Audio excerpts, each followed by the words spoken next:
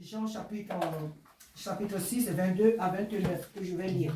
Et j'espère que par la grâce de Dieu, chacun va en tirer lui-même sa conclusion. Amen. Chacun va en tirer sa conclusion. Tous les messages ne se donneront pas de la même manière. Donc aujourd'hui, je lis ce message et toi-même, et regarde à l'intérieur et tire toi-même la leçon. Amen. Alors la Bible nous dit dans le livre de Jean, l'évangile de Jean chapitre 6, à partir du verset 16 à 22, je lis. Quand le soir fut venu, ses disciples descendirent au bord de la mer. Étant montés dans une barque, ils traversaient la mer pour se rendre à Capernaum. Il faisait déjà nuit et Jésus ne les avait pas encore rejoints. Il soufflait un grand... Excusez-moi. C'est à partir du verset 22. Je reprends. Jean 6, 22. Jean 6, à partir du verset 22, excusez-moi. La foule qui était restée de l'autre côté de la mer avait remarqué qu'il ne se trouvait là qu'une seule barque et que Jésus n'était pas monté dans cette barque avec ses disciples, mais qu'il était parti seul. On écoute bien parce qu'il se peut que je te demande, toi, qu'est-ce que tu as retenu dans ce passage? Quelle est toi ta leçon que tu tires de ce passage? Amen.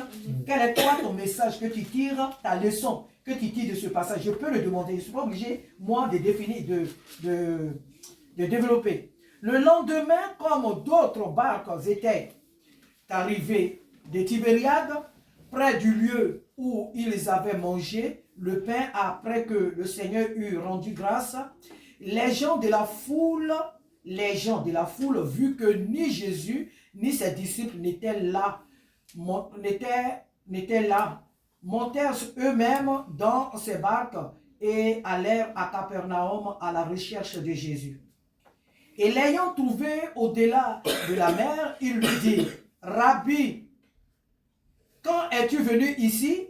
Jésus leur répondit, « En vérité, je vous le dis, vous me cherchez non parce que vous avez vu des miracles, mais parce que vous avez mangé des pains et que vous avez été rassasiés. » Amen. Amen. Et que vous avez été rassasiés. Verset 27. Travaillez non pour la nourriture qui périt, mais plutôt celle qui subsiste pour la vie éternelle et que le Fils de l'homme vous donnera. Car c'est lui que le Père, que Dieu lui-même a marqué de son sceau. Il lui dit, que devons-nous faire pour accomplir les œuvres de Dieu? Jésus leur répondit, l'œuvre de Dieu, c'est que vous croyez en celui qu'il a envoyé. Amen. Amen. Est-ce que vous avez compris un peu le comportement de la foule? La foule qui était là où Jésus a multiplié les pains et les poissons qu'il leur a donnés. Ils ont mangé, ils ont bu. Et après cet événement, que s'est-il passé? Ils sont partis parce que Jésus était parti de là avec ses disciples. Donc la foule a commencé à suivre Jésus. Ils l'ont suivi et ils ont commencé à chercher Jésus. Et dans ce texte que nous venons de lire, Jésus lui-même dévoile pourquoi il le cherchait. C'est révélé ici. Il y a des fois à l'école, on nous donne des tests, on nous dit de les définir. Donc ici dans ce texte, la réponse même est là. Jésus n'était pas monté dans la barque parce que Jésus avait envoyé ses disciples. Il devait aller à Capernaum. Il devait se rendre à Capernaum avec ses disciples. Et donc Jésus n'est pas parti avec ses disciples. Il leur a dit de le dévancer. Donc ses disciples ont pris la barque et ils ont dévancé Jésus. Jésus était resté. Et donc la foule a commencé à chercher Jésus. C'est ce que la parole de Dieu nous dit ici. Et le lendemain matin, comme d'autres barques étaient arrivées de Tibériade, près du lieu où ils avaient mangé le pain, après que le Seigneur eut rendu grâce, les gens de la foule, ayant vu que ni Jésus, ni ses disciples n'étaient là, montaient eux-mêmes dans ces barques qu'ils étaient venus de Tibériade. Et qu'est-ce qu'ils font? Montaient dans ces barques et allaient à Capernaum à la recherche de Jésus. Jésus a dit à ses disciples de le précéder, ils sont partis. Donc eux, ils n'ont pas vu Jésus ni ses disciples. Il y avait des barques, donc des pêcheurs qui sont venus des Tibériades. Donc il y avait d'autres barques qui étaient là au bord de la mer. Et quand la foule là, a vu qu'il y avait d'autres barques qui étaient là, certains d'entre eux, ils sont montés dans les barques.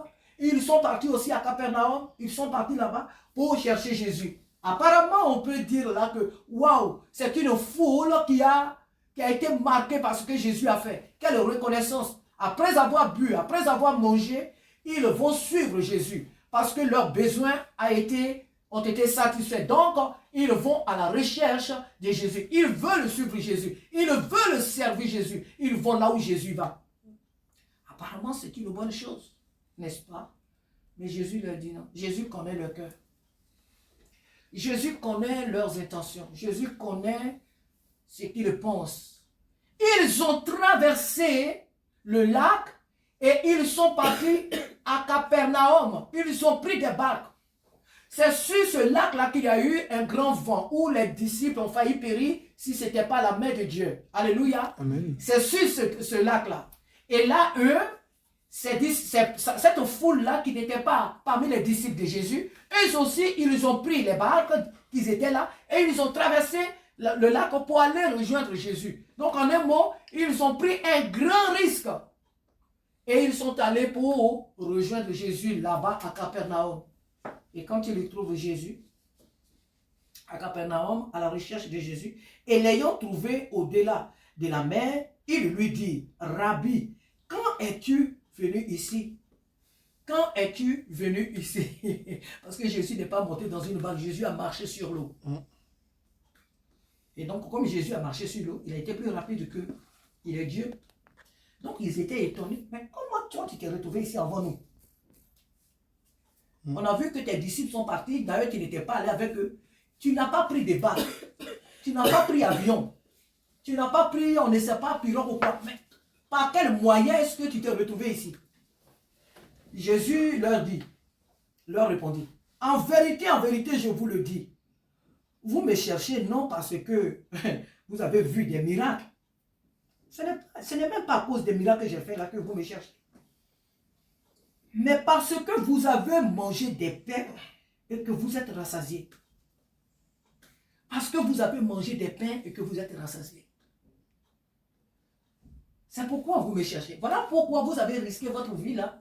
Vous avez traversé l'eau puis vous êtes venu jusqu'à Capernaum ici. Parce que vous avez mangé des pains et que vous êtes rassasiés. Et Jésus leur dit, le verset 27, travaillez non pour la nourriture qui périt, mais pour celle qui subsiste, pour la vie éternelle, et que le Fils de l'homme vous donnera. Car c'est lui que le Père, que Dieu lui-même a marqué de son sceau. Pourquoi est-ce qu'ils ont risqué leur vie?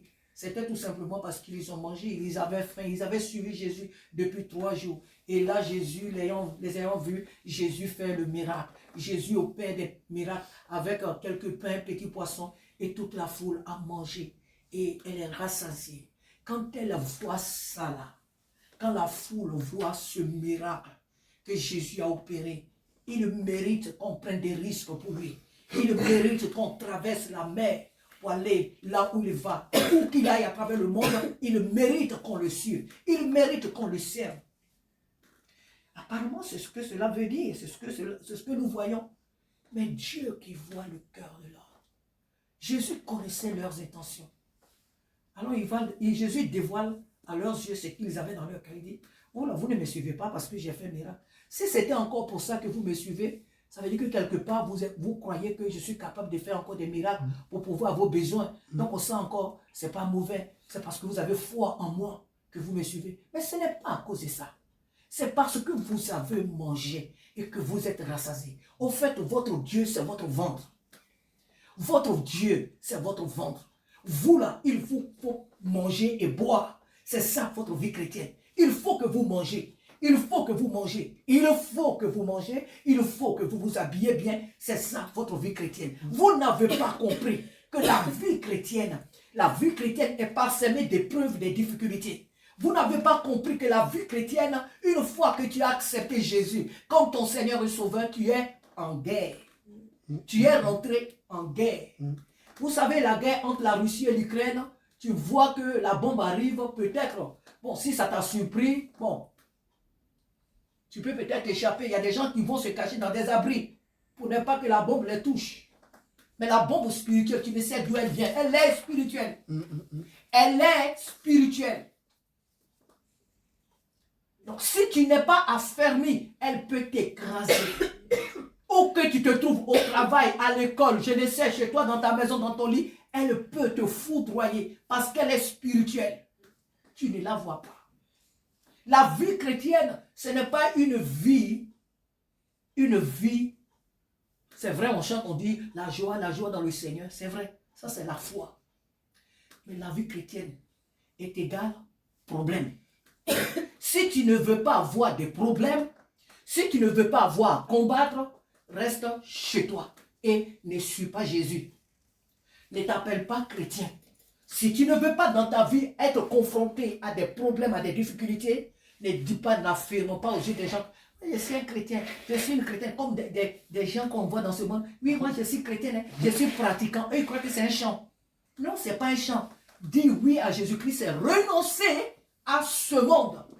C'est renoncer à ce monde et ses plaisirs, et ses loisirs. C'est dire non à ce monde, c'est tourner dos à ce monde. Mon père me dit allons chez des féticheurs, j'ai dit non. Ma mère me dit allons chez des féticheurs, j'ai dit non. Ma mère me dit, mais quand est-ce que toi tu te maries? Il faut que tu prennes un homme, que tu te maries. Non, moi mon choix vient de Dieu. Je ne me marie pas n'importe comment. Dans mon travail, mes collègues volent les articles du travail. Ils volent, personne ne les attrape. Ils vont chez eux avec les articles. Moi, en tant qu'enfant de Dieu, je ne le fais pas. Parce que mon Dieu me dit, tu ne voleras pas. Je ne le fais pas. Les autres font des choses et ça leur réussit. Mais moi, en tant qu'enfant de Dieu, non, ça ne me réussira pas. Parce que je suis mis à part. Parce que j'appartiens à Dieu. J'appartiens à un monde pur. J'appartiens à un monde saint. Jésus dit, vous me suivez parce que vous avez mangé. Parce que là où j'étais avec vous, tout allait bien. Hein? Tout allait bien, c'était la nourriture. Les pains, les poissons à gogo, comme on le dit. Il y avait à manger, il y avait à boire. Donc là, c'était la fête. Tout allait bien. Voilà les choses pour lesquelles vous me cherchez. Mon frère, ma soeur, pourquoi est-ce que nous sommes devenus chrétiens? Pourquoi nous sommes chrétiens? Pourquoi nous avons accepté Jésus?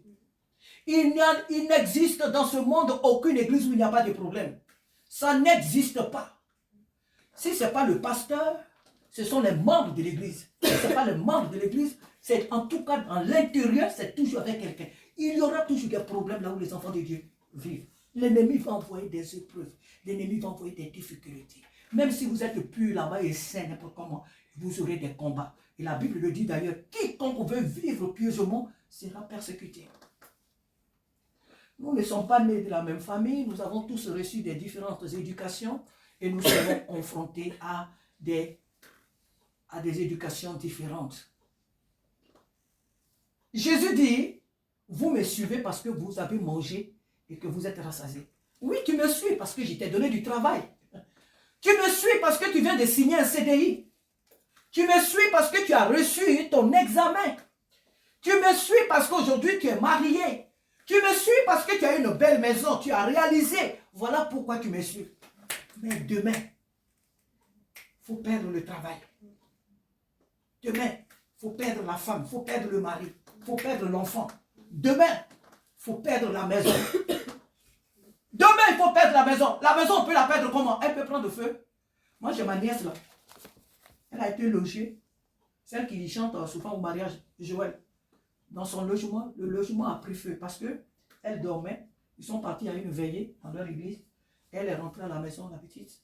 Et elle a acheté des gens radiateurs qu'on met à côté. Bon, c'est ce que sa mère m'a décrit. En tout cas, gens radiateurs. Parce qu'elle dit qu'il faisait un peu froid dans la maison. Donc, elle a mis son radiateur et elle a commencé à dormir. Et la maison a pris feu. Le Seigneur l'a réveillée. Heureusement. Tout ça, son appartement a pris feu. Donc, je ne dis pas que cela va t'arriver au moi. Mais écoutez, nous, tous les enfants de Dieu, on n'est pas dissociés des épreuves de ce monde. Hein. On n'est pas dissociés de cela. Donc, ton appartement, tu peux perdre ça comment? Peut-être qu'elle a pris feu. Tu as tout perdu. Mais on va te reloger là, c'est tout un problème. Tu pries, tu gênes, on peut te reloger. c'est dans 115, 115. Et puis on dirait que ta vie là, ça devient comme si tu venais d'arriver dans le pays, comme si tu n'avais aucun papier. Et c'est là, mais pourquoi Dieu m'a laissé? Mais où était Dieu? Mais comment Dieu a permis? Mais comment Dieu? Non, là, je ne vais plus à l'église. Non, je ne peux plus. Tu reviens du travail, tu rentres dans ta maison, tous tes vêtements ont été enlevés. Tes meubles, tout a été volé. Tout a été volé. Est-ce que vous savez qu'il y a des chrétiens qu'on vole? Il y a des églises où, même, qu'est-ce que j'ai? Il y a un frère qui est pasteur au pays qui m'a appelé, ici, qui m'a envoyé un message. C'était mon frère depuis le pays. C'est mon frère plutôt depuis le pays. On était jeunes, on marchait ensemble. Et il a aujourd'hui une grande église. Il m'a appelé ici. Il dit toute son église, tous les matos, tout ce qu'ils ont tout ramassé, ils ont amené. Ils ont tout volé. Nous-mêmes ici à la Mestrade, à Sergi, ils ont volé l'église, n'est-ce pas? Ils ont volé les instruments près de combien de fois? Ils ont volé nous-mêmes nos instruments. Quand on a acheté ici, quand on a eu la salle, premièrement, quand les frères sont venus de Paris, on est parti. Ils nous ont volé les guitares. Ils ont volé notre petit table de mixeur. Ils ont tout pris. Ils ont pris des choses. Ils nous ont volé. Il y a bien beaucoup d'autres choses. Il peut avoir aussi la maladie. La maladie. L'apôtre Paul, celui qu'on lit ici, là, il avait les chats dans les yeux. Il a dit à Dieu, Seigneur, délivre-moi. Le Seigneur lui a dit, ma grâce te suffit. Paul, l'homme qui passe, et son ombre guérit les malades. L'homme donne le mouchoir, quand il le prend, il met ça sur toi là. La soeur qui tousse là-dessus, la toux là s'arrête. Paul, qui guérissait les malades par le Saint-Esprit, par la puissance du Saint-Esprit. Il avait une maladie dans les yeux. Et quand il a jeûné, il a prié, il a crié à Dieu, Seigneur, délivre-moi. Dieu dit, Paul, ma grâce te suffit. Il n'a plus jamais parlé de ça dans la Bible, juste à ce qu'il soit mort. Nous sommes des enfants de Dieu. Est-ce qu'on est prêt? Être enfant de Dieu veut dire que j'ai accepté de souffrir. On ne dit pas d'aller chercher les épreuves, d'aller chercher les problèmes. Mais les problèmes, tu es enfant de Dieu là, les problèmes. Si tu marches dans ta vie chrétienne et tu n'as pas de problème, pose-toi des questions. Si tu es un véritable enfant de Dieu, tu seras confronté à des épreuves, à des difficultés, à des déceptions.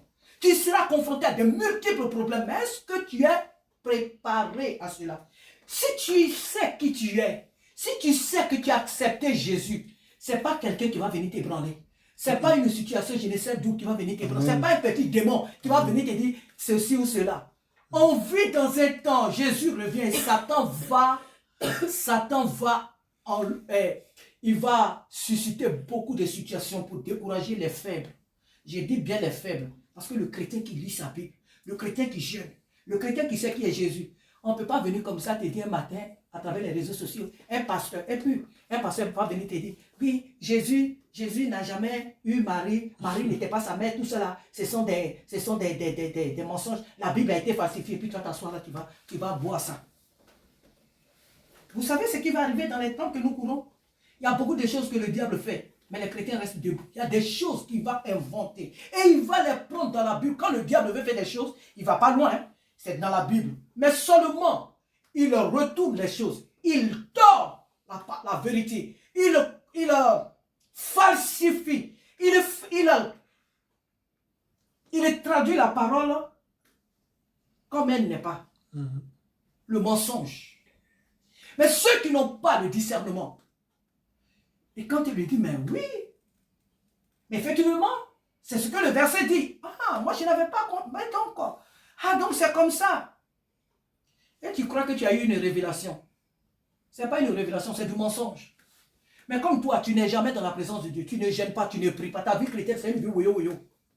Donc le diable va prendre c'est cette même parole qu'il a pris quand Jésus était dans le désert. C'est cette même, il n'est pas allé loin, hein. Satan n'est pas allé loin. Il a pris la même parole, dit Jésus, multiplie les pains, change les pierres en pain. Et Jésus a pris aussi la même parole pour lui répondre. Nous verrons dans ces temps, dans ces derniers temps, beaucoup de choses, enfants de Dieu. Mais sur quoi es-tu assis ou assise? Sur qui es-tu assise ou assis?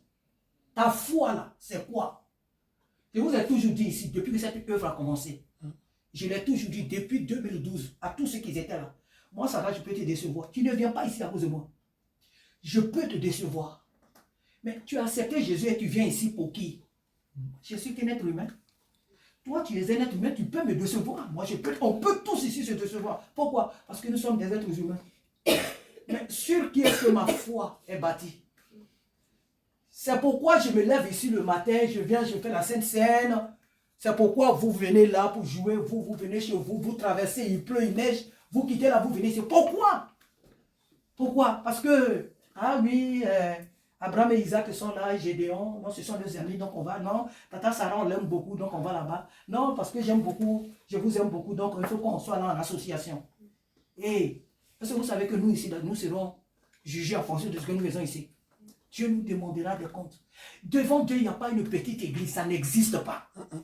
Devant Dieu, même si on était là deux ce matin, même si j'étais seul ici ce matin à prier, Dieu tient compte de ce que je fais là. Dieu tient compte de ce que je fais là. Il ne faut pas croire qu'une église, oui, on est 100, on est 10 000, donc, ouh, là, Dieu est là.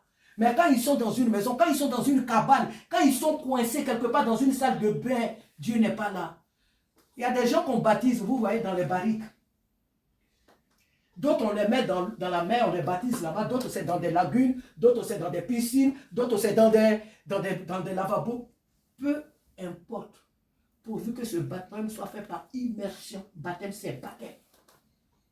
Et Dieu tient compte de ce baptême. Il y a des personnes qui sont dans des lieux qui n'ont même pas le jus de raisin pour prendre la Sainte Seine. Ils n'ont pas le pain. Vous croyez qu'ils prennent quoi? Ils prennent les moyens qu'ils ont. Si c'est la farine, ils prennent.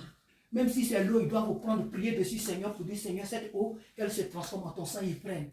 C'est la Sainte Seine. Ils font avec les moyens qu'ils ont. Ce n'est pas qu'ils font exprès, ils font avec les moyens qu'ils ont. Dieu considère ces moyens-là. Alors que nous sommes assis ici dans ce salon rouge-là, nous sommes là, gardement, il y a quelque part nos frères qui sont persécutés. Ils n'ont pas d'eau, ils n'ont pas de nourriture. Ils sont poursuivis jour et nuit. J'ai regardé le témoignage d'une petite fille indienne ici sur les réseaux sociaux. Elle n'a que 9 ans. Et toute la ville, leur quartier la poursuit. Pourquoi? Parce qu'elle et sa famille, ils ont accepté Jésus. Tous ses amis la fuient. À l'école, elle n'a pas d'amis. Même quand en classe, elle lève la main, la maîtresse ne veut pas qu'elle parle. Pourquoi? Parce que tous sont des musulmans, elle est chrétienne. Elle est persécutée. Des gens ils sont spoliés. Ils sont chassés de leur terre. Ils fuient femmes enceintes et tout. Ils fuient. Ils n'ont pas à manger. Mais au milieu de tout cela, ils sont dans des abris où ils ont pris des sacs de cacao et puis ils ont mis comme maison. Et ils dorment dans ces choses parce que des terroristes les poursuivent. Ils n'ont pas à manger. Et là, le pasteur, il a la Bible à la main et il est arrêté là sous le soleil et il est en train de prêcher à des gens. Vous croyez que Dieu n'est pas là-bas? Dieu est là-bas. Il y a des gens qui font que des apatums comme ça, avec des feuilles de palmier et ils sont là. Et ils sont en train de prier. Ils sont dans une église. Pourquoi, dans ces souffrances-là, ces gens-là continuent de persévérer? Pourquoi ces personnes-là ne renient pas Jésus-Christ? Pour dire, mais quelque part, nos frères sont dans des temples. Ils sont dans des églises luxueuses. Et nous, ici, on est en train de souffrir. Jésus, mais c'est que tu ne nous aimes pas. Tu es un Dieu de miracles. Pourquoi tu ne fais pas pleuvoir de l'argent du ciel pour que nous puissions nous construire des temples? Pourquoi est-ce que tu ne chasses pas les terroristes? Et même, il y a des chrétiens qui meurent, qu'on tue, qu'on brûle. Eux, ils persévèrent. Ils n'ont rien. Ils attendent que les églises ici en Occident ou ailleurs fassent des dons pour qu'ils puissent vivre. Ils n'ont rien. Mais ils continuent de persévérer dans leur foi. Tout a été détruit. Tout a été pris par les ennemis. Mais ils persévèrent. Ils n'ont pas le travail. Les enfants n'ont plus d'école. Rien du tout. Mais au milieu de ces désastres-là, ils continuent de servir Jésus-Christ. Amen. Ils continuent de servir Jésus-Christ. Et toi et moi, regarde là où nous sommes. Mais pour une petite épreuve, on abandonne le Seigneur. Pour une petite épreuve, on murmure. Parce que le mois, on n'a pas eu d'argent pour acheter un sac de riz. Mais où est Dieu? Mais où est Dieu? Parce que tu voulais acheter un sac au Gucci et tu n'as pas eu d'argent. Mais Dieu, parce que je voulais passer un permis, un diplôme, je ne l'ai pas eu. Parce que j'ai raté un diplôme. Mais où est Dieu? Mais pourquoi est-ce que je dois refaire mon année? Mais pourquoi je dois... Mais où est Dieu? On commence à abandonner le Seigneur pour ces choses qu'on va laisser sur la terre. La nourriture, les vêtements, les diplômes. Sarah m'a frustré. Tel m'a frustré. Je ne vais plus à l'église. Tel m'a mal parlé. Tel a fait telle chose que je n'aime pas. Je ne vais plus à l'église. Sur quoi, sur qui avons-nous bâti notre vie chrétienne? Sur quoi avons-nous bâti notre vie chrétienne? Est-ce que nous avons pris les barques, traversé le lac Tibériade pour aller jusqu'à Capernaum parce que nous avons mangé, que nous sommes rassasiés? Ou c'est parce que nous savons que le Dieu qui a fait, le Jésus qui a fait les miracles là, qui a multiplié les pains, qui a changé l'eau en vin, qui a multiplié les petits poissons, il est capable de nous délivrer encore de beaucoup de situations. Alors, nous le suivons par la foi. Les choses qui ont été faites en 2024 ne seront pas forcément les mêmes en 2025. Dieu, on le suit par la foi. Que tout aille bien ou non, on le suit. Que tout soit bien ou non, on le suit. Parce qu'il est Dieu. Tout va bien au milieu de nous, on le suit. Pas pour ce qu'il nous donne. On ne suit pas Dieu pour ce qu'il fait dans notre vie. Non, non, non. On le suit pour ce qu'il est pour nous. Qui est Dieu pour toi? Qui est Dieu pour toi? 2024 tire à sa fin. 2025 arrive. Il y a plein de gens qui vont prophétiser, qui vont vous donner des prophéties à travers les réseaux sociaux. Tu auras ça. Tu auras ça. C'est mon année. Et les gens aiment ces gens de pasteurs, ces gens d'église. Tu n'auras rien du tout. Zéro que dalle, tu n'auras rien du tout. Si tu n'as pas appris à bâtir ta vie, ta marche avec Dieu, sur le Seigneur Jésus lui-même, mais sur ce que lui va te donner, tu n'auras rien du tout. Pourquoi sommes-nous devenus enfants de Dieu? Pourquoi nous sommes ici? Est-ce que nous connaissons notre mission dans cette ville? Pourquoi que Dieu choisit une maison comme ça, des gens comme ça, puis les réunit là ensemble pour se pavaner? On chante les cantiques, on danse, et puis après, c'est quoi? Même si on avait une salle, c'est quoi? C'est pas la salle qui sauve. Tu peux être dans la salle et puis aller en enfer. Il y a beaucoup de gens qui sont dans des grands temples, et puis ils iront en enfer. C'est pas une salle qui fait l'œuvre de Dieu. Déjà dans ton salon là, qu'est-ce que toi-même tu fais? Si nous n'avons pas réussi ici à servir Dieu, c'est pas la salle qu'on va le servir. Non, non, non, non, non. Il ne faut pas te tromper. C'est ce que j'ai dit ici à vos frères. Si ici là, il y a des choses que vous devez faire, si vous ne les faites pas, ne me dis pas non, demain quand je serai chez moi. Non, non, non, non, non. La vie chrétienne, ce n'est pas ça. La vie chrétienne, ce n'est pas ça. Tout commence d'abord chez toi. C'est ce que tu es chez toi que tu amènes plus tard. C'est ce qui te suit. Si nous sommes dans ce salon-là, que nous n'avons pas appris à servir Dieu comme il se doit, nous n'avons pas appris à donner vraiment notre vie à Jésus, à le servir comme il se doit, ne nous trompons pas. Les salles là, la salle d'ailleurs c'est quoi? La salle c'est un lieu où nous on se retrouve au prix. Et l'église c'est toi, c'est moi. L'église de Jésus, ce n'est pas une salle. C'est toi et c'est moi qui formons l'église du Seigneur. Sinon, si c'est les salles là, tous ceux qui sont dans les grandes salles que vous voyez, tous ils sont sauvés. Je vais vous dire, pas du tout. Non, non, non. Donc, ce n'est pas une salle qui fait. Pourquoi nous voulons une salle? Parce qu'il y a des personnes à qui nous parlons de Jésus, mais qui n'aiment pas venir prier chez les gens. Mais ça, c'est encore moi qui le dis, parce que là, au jour d'aujourd'hui, nous sommes peu. Mais il y a des gens qui sont venus dans ce salon, on enseignait presque 30. On était ici, il y a des gens qui s'enseignaient ici. Personne ne sait gêner. Si Dieu veut envoyer des gens, ce n'est pas question de salon. Ça, c'est moi qui le dis. Personne ne me l'a dit. Donc, si Dieu veut que des gens viennent prier ici, ce n'est pas le salon qui va les déranger.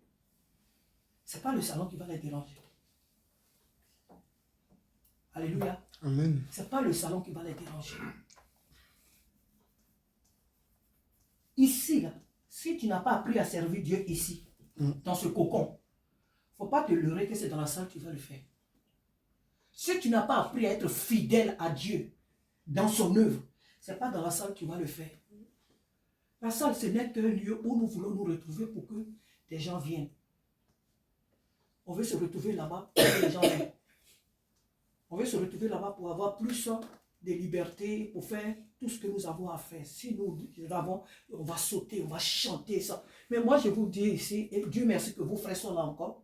Quand l'œuvre ici a commencé, là, on chante ici. Là. Tu es au supermarché, là, tu vas nous entendre. Hein. Parce que de façon concrète ici, et puis il n'y a pas un seul jour que quelqu'un s'est présenté devant, ni les voisins. C'est hier, Abraham me disait que les voisins d'en haut, ils se sont plaints parce qu'ils disent qu'ici on prie ça. Ça, c'est les signes de notre départ. Mais, ici, là, personne, depuis 2012, il n'y a pas quelqu'un qui est venu toquer cette porte-là parce que vous... Mais oh, hey, oh le père de Marie-Laure, Flore plutôt, les enfants, Maïva, leur papa, il est venu prier, c'est le monsieur là. Quand il chante là, Quand il chante, il peut soulever tout le quartier, il peut le soulever, sa voix. Mais il n'y a pas quelqu'un qui s'est présenté ici, parce que Dieu lui-même est là.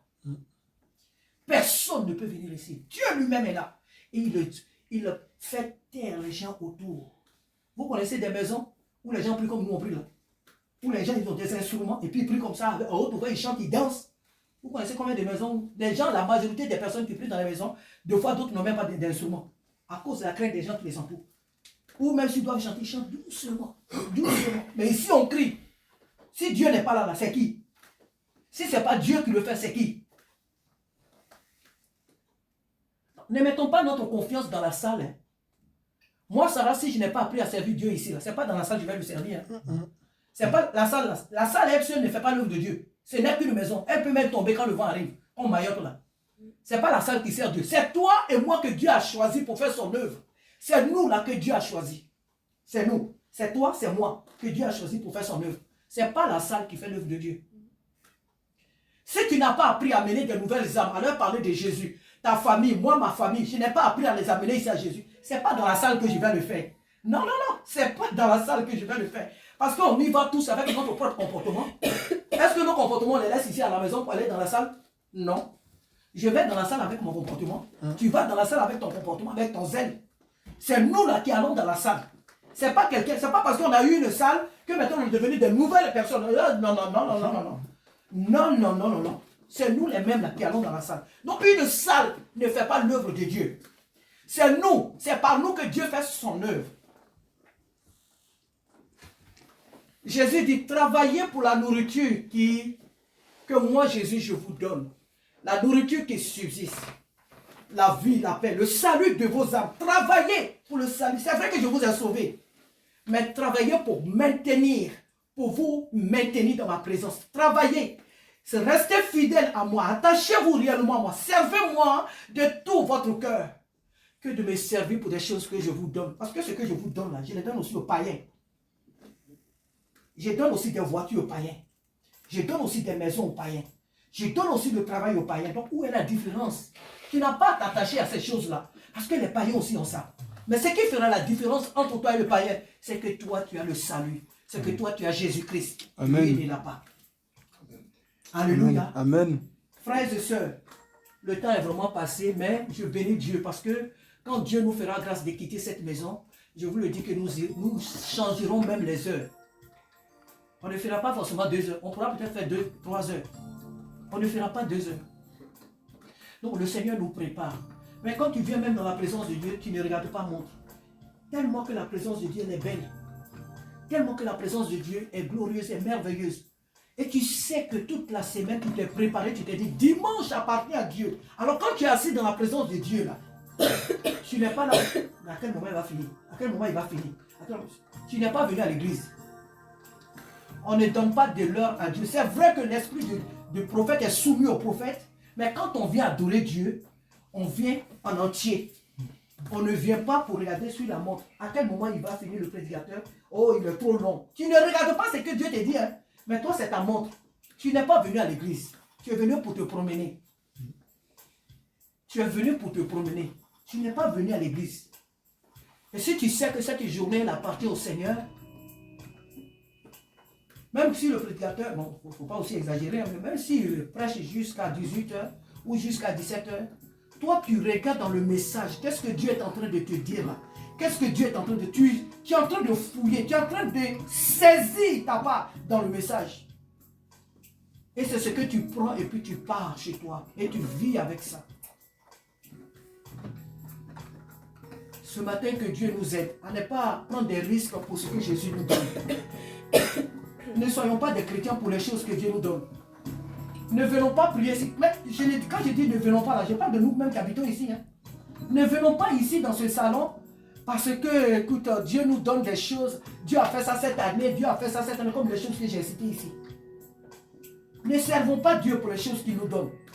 Servons-le pour ce qu'il est pour nous. Il est qui pour nous? Jésus, il est notre Dieu. Jésus est notre maître. Jésus est notre sauveur. Jésus est notre délivrance. Jésus est tout pour nous. Servons-le pour ce qu'il est pour nous. Il est notre sauveur. Il est notre Dieu. Il est notre Père. Alors servons-le pour ce qu'il est pour nous. et pas pour ce qu'il fait pour nous. Et si nous le servons pour finir, si nous le servons pour ce qu'il est pour nous, jamais on ne sera fatigué de venir prier. Jamais on ne sera fatigué d'appartenir à Jésus. Quelles que soient nos erreurs, quelles que soient nos faiblesses, nos manquements, jamais nous ne baisserons les bras parce que nous savons qui est Jésus pour nous. Alléluia. Amen. Que Dieu nous bénisse ce matin. Je m'arrête là.